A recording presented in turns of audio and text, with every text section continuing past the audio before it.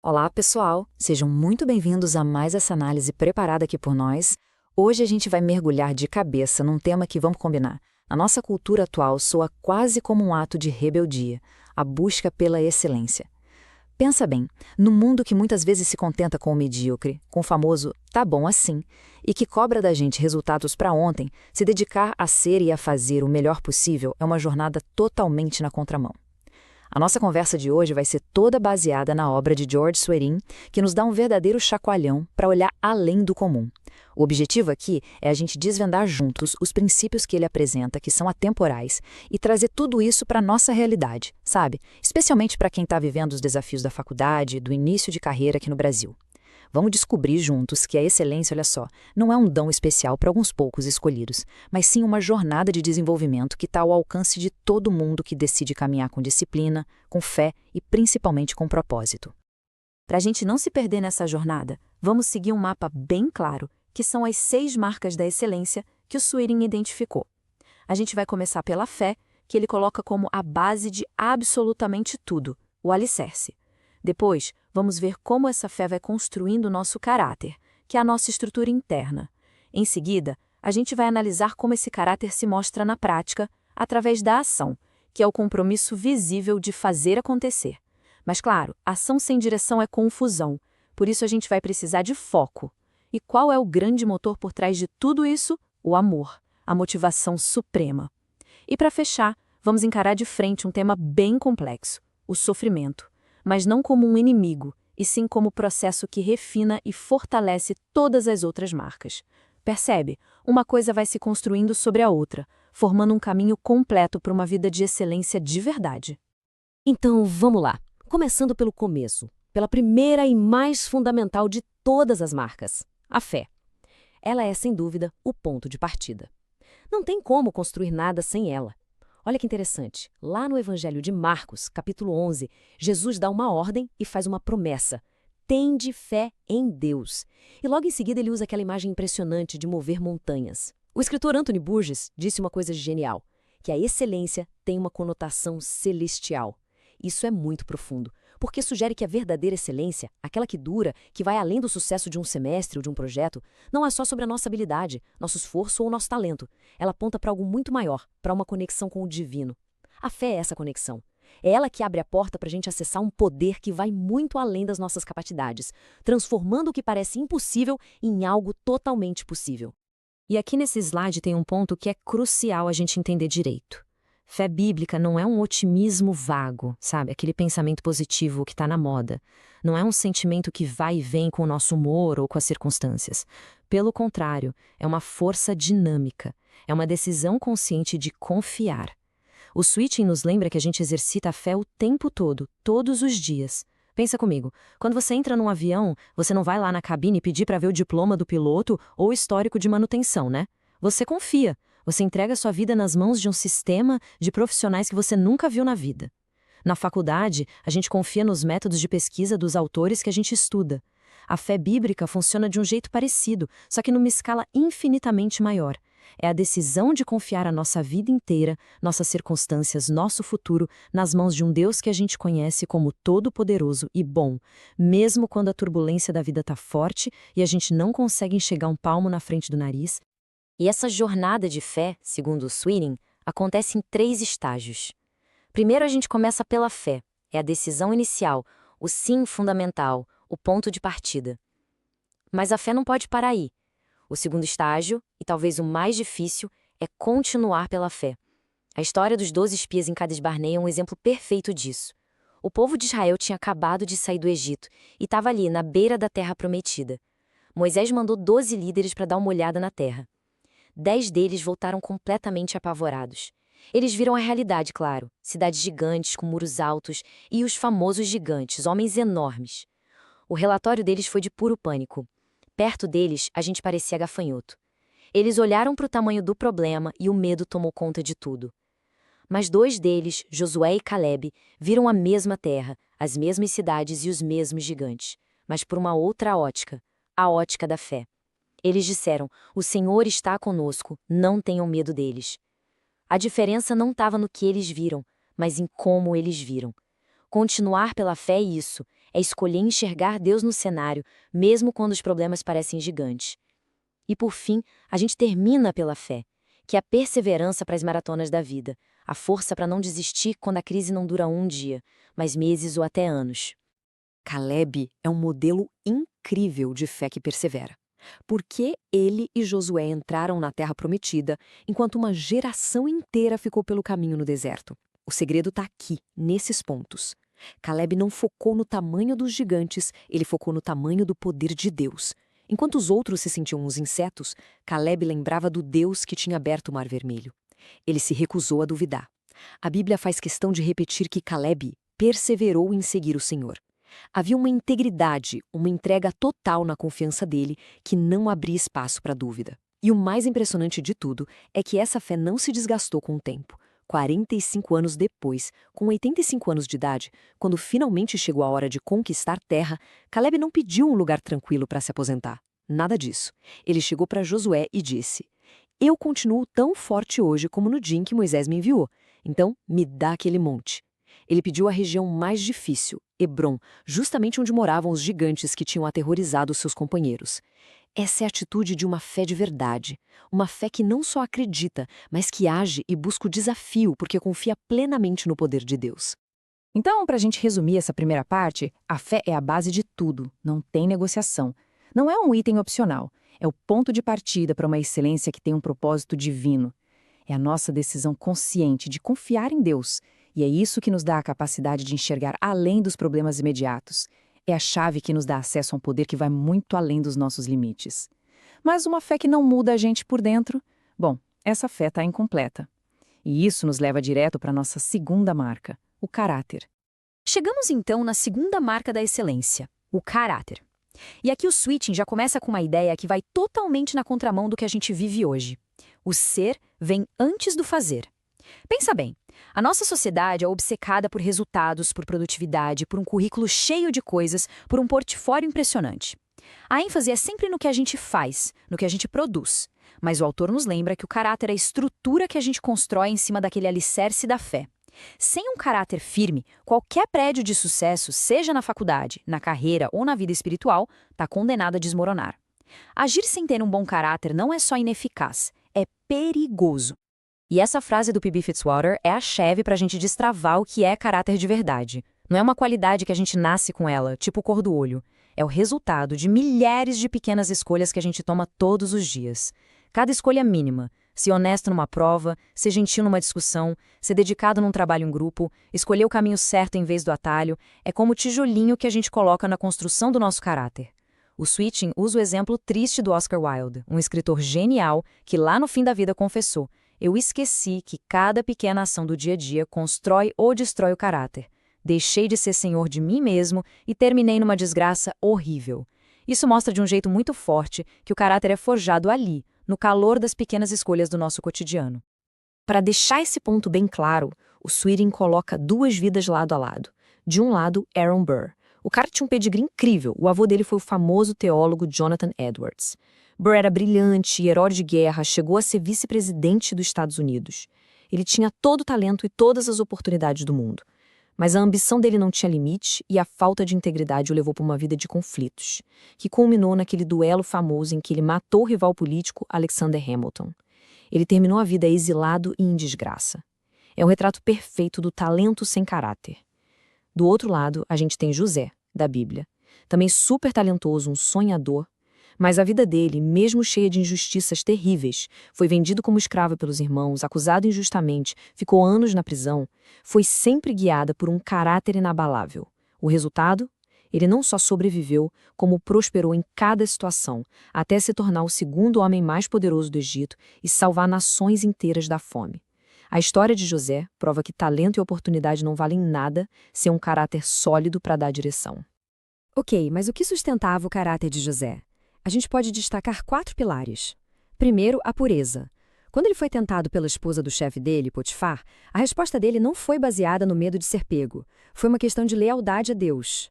Como poderia fazer uma maldade tão grande e pecar contra Deus? A preocupação dele era vertical. Segundo, a honestidade. A integridade era o norte dele. Onde quer que ele estivesse como escravo na prisão, ele era tão confiável que as pessoas entregavam tudo na mão dele. Terceiro, a humildade.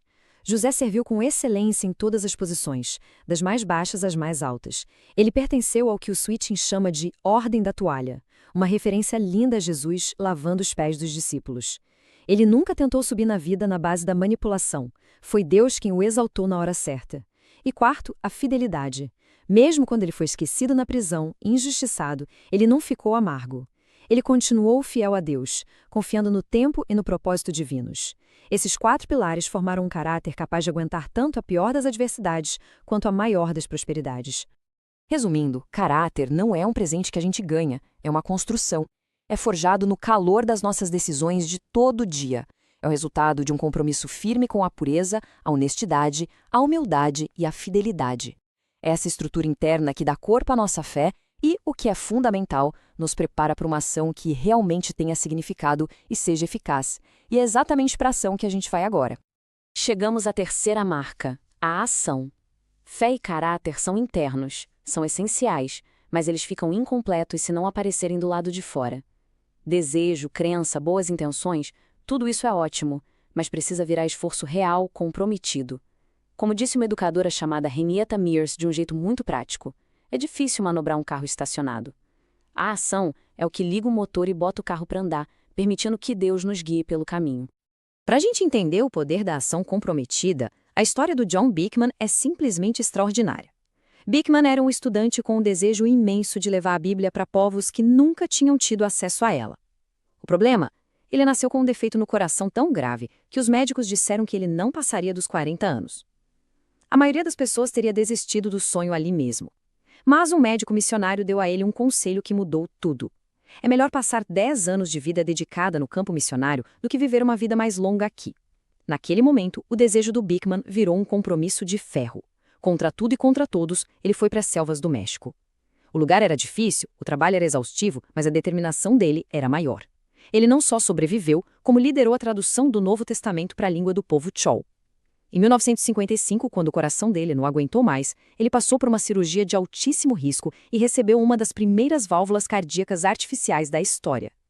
A cirurgia foi um sucesso e ele viveu não só os 5 anos extras que os médicos prometeram, mas mais de 25, se tornando uma autoridade mundial em tradução da Bíblia. A vida dele é um testemunho vivo do que acontece quando o desejo vira compromisso e o compromisso vira ação. A história do Beekman nos obriga a encarar o que nos impede de agir, as desculpas. E é muito importante a gente saber diferenciar uma razão de uma desculpa. Uma razão é uma explicação baseada em fatos que levam a uma decisão. Por exemplo, não posso ir à festa hoje porque tenho uma prova importante amanhã. É um fato que leva a uma ação, estudar. Uma desculpa, por outro lado, é uma justificativa para não fazer nada. Ah, não vou começar a estudar para a prova agora porque ainda falta muito tempo. É uma desculpa clássica. O Swinton diz que as 2 desculpas mais comuns que nos paralisam são, primeiro, eu não tenho capacidade, bem parecida com a de Moisés lá na sarça ardente, e a segunda é, eu estou ocupado demais. As 2 são barreiras que só a ação comprometida consegue derrubar. Então, o resumo dessa sessão é que a excelência não é uma coisa passiva. Ela exige uma tendência natural para a ação. Significa ter a coragem de transformar um desejo vago num compromisso firme, a disciplina para passar por cima das desculpas que nos paralisam e a iniciativa de, finalmente, colocar o carro em movimento. Só que ação por si só não basta. Ação sem direção é só caos, é correr em círculos.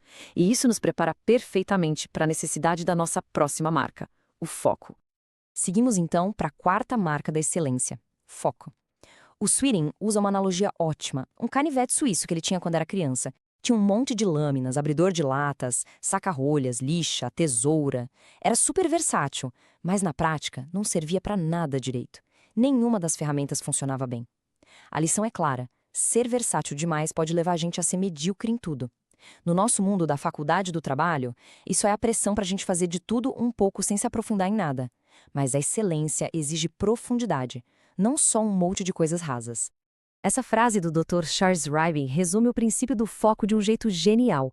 No mundo dos negócios tem uma expressão para isso, stick to the knitting, que seria algo como faça o que você sabe fazer de melhor. As empresas de excelência focam naquilo em que elas são as melhores. E o mesmo vale para a gente. Jesus falou sobre ter um olho bom, simples, que significa uma visão única, sem estar dividida. As pessoas excelentes aprendem a fazer coisas comuns de um jeito extraordinariamente bom, porque elas concentram, elas direcionam a energia e o tempo de forma inteligente. Mas tá, como é que a gente desenvolve e mantém o foco na prática? O Sweeting nos dá uma estratégia com 5 passos. Primeiro, defina metas para a vida, objetivos maiores que vão dar uma direção para tudo. Segundo, reconheça e evite os desvios, isso aqui é muito importante. Às vezes as maiores distrações não são as coisas ruins, mas as coisas boas que nos tiram do que é o melhor. Terceiro, aprenda a delegar. Moisés, aconselhado pelo sogro dele, o Jetro, aprendeu que não dava para resolver todos os problemas do povo sozinho. A gente precisa aprender a confiar nos outros. Quarto, e esse dói, aprenda a dizer não. Dizer não para convites, para oportunidades que não estão alinhadas com seus objetivos principais é essencial para proteger seu tempo e sua energia. E por último, conquista a preocupação. Uma mente preocupada é uma mente dividida, incapaz de focar. E a confiança em Deus, que a gente falou lá no começo, é o melhor remédio para a preocupação. Para a gente fechar essa parte, o foco é como uma lente de aumento. Ele pega os raios de sol dispersos da nossa energia, da nossa fé, do nosso caráter e concentra tudo num ponto só. Um ponto poderoso, capaz de gerar um impacto real. E isso não acontece por acidente. Exige o trabalho de definir metas claras e a disciplina diária de proteger essas metas. Agora surge uma pergunta: para que tudo isso? Para que essa ação toda focada? Qual deveria ser a nossa motivação final?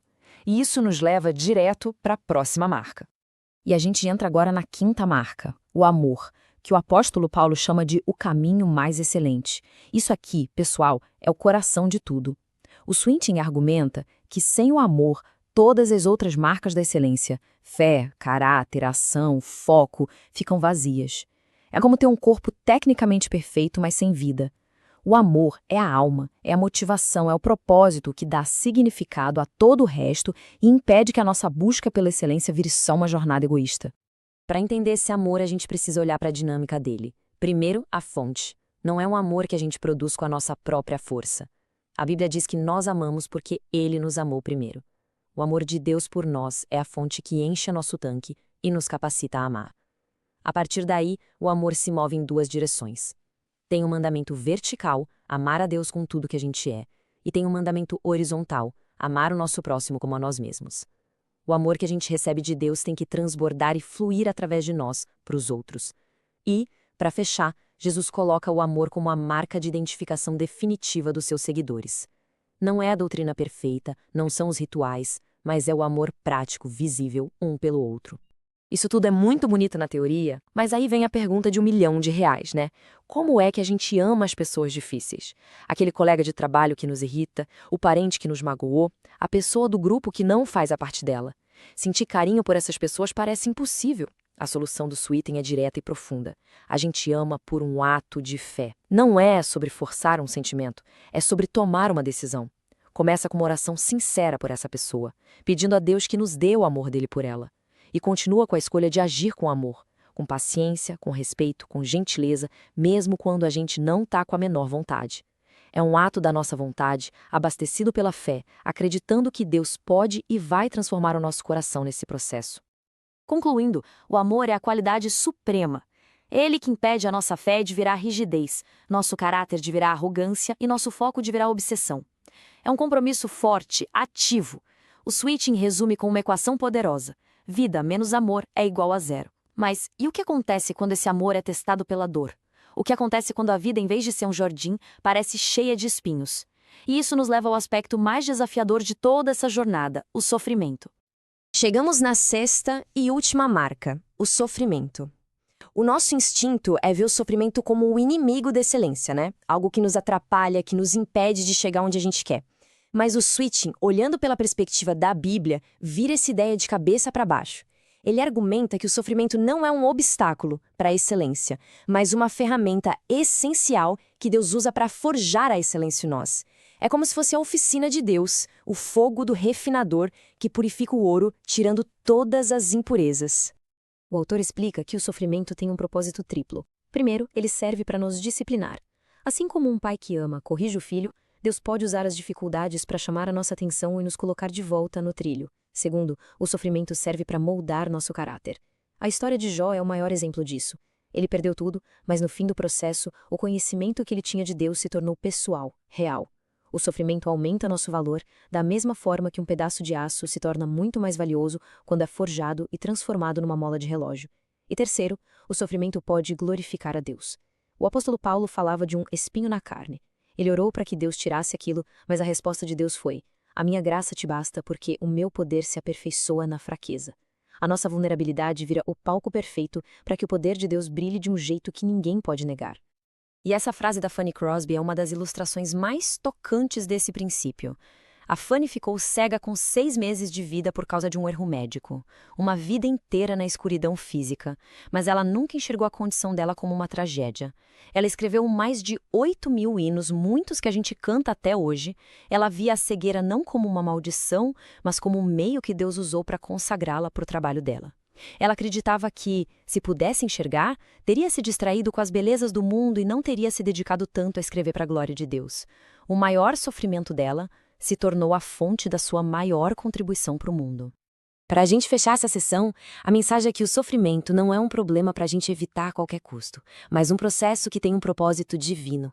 É a oficina de Deus, onde Ele nos disciplina, nos purifica e nos molda.